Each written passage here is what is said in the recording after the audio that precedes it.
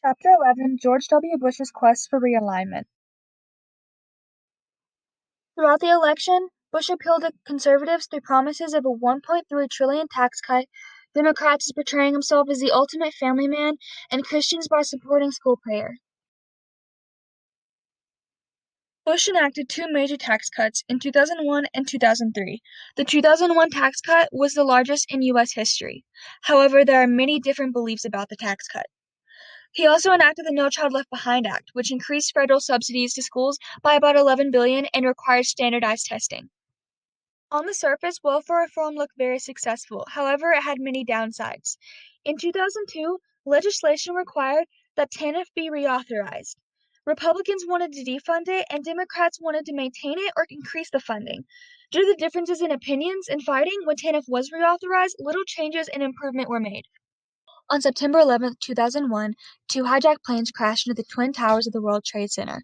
Another plane into the Pentagon, and a fourth, likely headed to the White House or Capitol building, crashed into a field in Pennsylvania. As a result of the 9/11 attacks, the Muslim community were victims of extreme hate crimes and discrimination.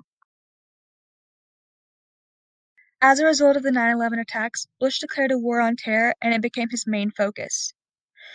Bush held a strong belief that Saddam Hussein possessed weapons of mass destruction and had connection to al-Qaeda. As a result, he declared war on Iraq in 2003.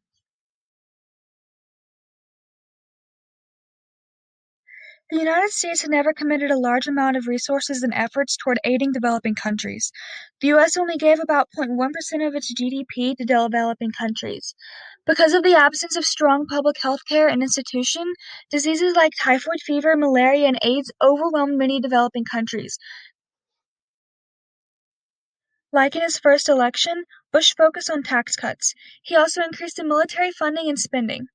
When Bush was re-elected in 2004, he gained much support in his campaign by using the belief that he would be the best candidate to protect the country from terrorism.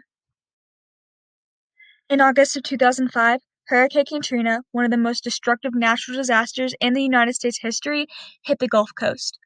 Bush's delayed response to this event caused him to lose the majority of his support during his presidency.